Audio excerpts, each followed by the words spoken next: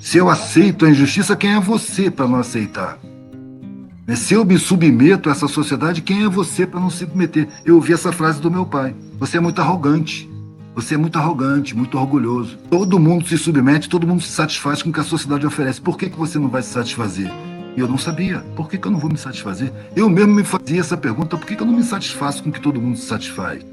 Por que eu tenho que ser diferente? Eu não sei dizer por quê. Vou viver como eu vejo tantas vezes as pessoas loucas pelo feriado, pela folga, e em depressão na segunda-feira porque tem que voltar para um lugar que você não quer ir, você não gosta de ir, vai conviver com pessoas que você não gosta de conviver e você depende do salário no fim do mês. O trabalho tem que ser um prazer, o trabalho tem que ser vocacionado, tem que ser um trabalho que te dá realização pessoal.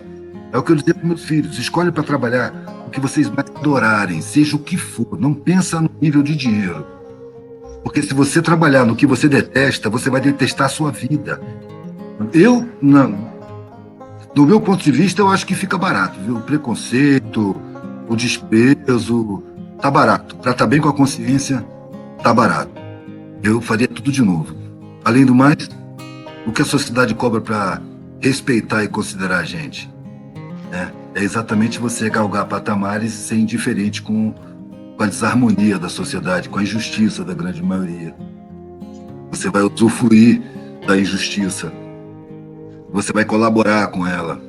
Aí a sociedade vai te aprovar. Porque é uma sociedade dominada, né? Agora é preciso ter consciência de que se você assume a sua direção, você vai sofrer consequências sociais. Eu acho que é um conceito fabricado. É sucesso. O que é sucesso? Sucesso não é o que sucede. Sucesso é o que sucede, não é? Então, se tudo que sucede é sucesso, até o fracasso é sucesso. E eu devo admitir que no decorrer da minha vida, eu aprendi muito mais com os fracassos, entendeu? Com as dores. Eu cresci, eu ganhei capacidade de superação, eu compreendi coisas, eu me pus a refletir, eu vi coisas que eu não estava enxergando antes, eu me melhorei como pessoa. Foi exatamente com os fracassos, sem me revoltar e sem me deprimir. Porque eu acho que uma lição dada pela vida é a gente não pode se revoltar e nem se deprimir.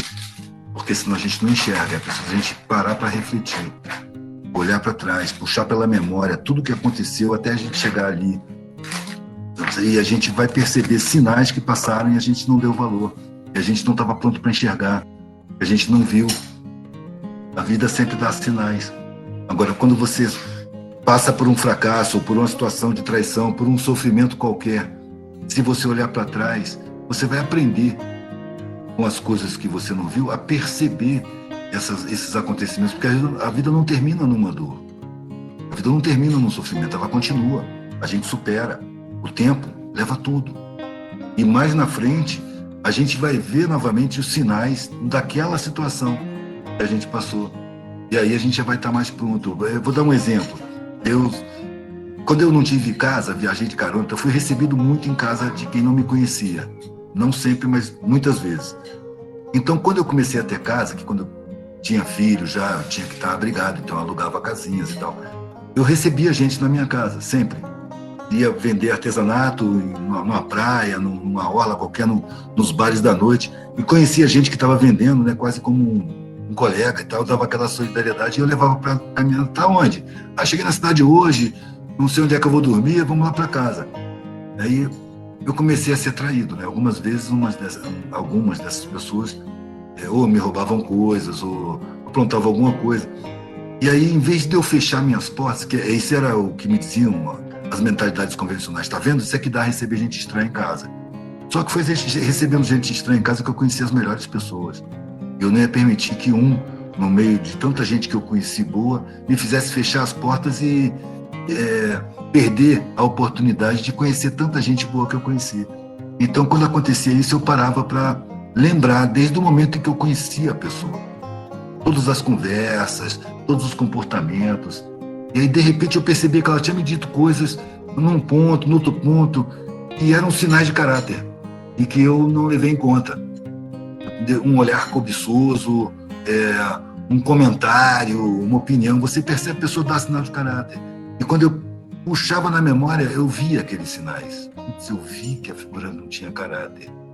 Uma pessoa falar de um roubo, falar, o cara se deu bem, levou o dinheiro do outro, está se dando bem, então quer dizer que em alguma circunstância a pessoa acha que ele deve se roubar mesmo. Então são sinais. Eu fui levando os sinais em conta, fui aprendendo a perceber a vibração das pessoas.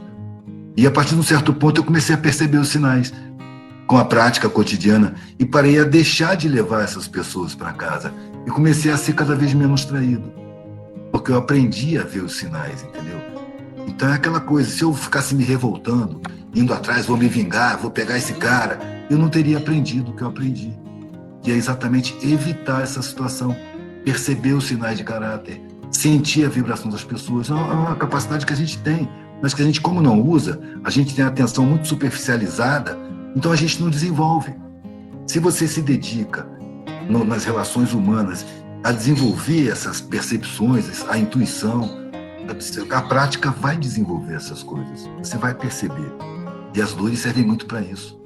Porque quando está tudo bem, a tendência é a gente curtir a vida e não pensar em nada.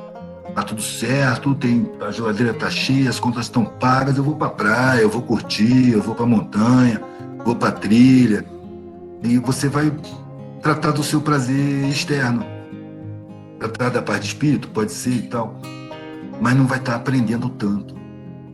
Quando acontece uma presepada, você perde coisa, você se põe a pensar.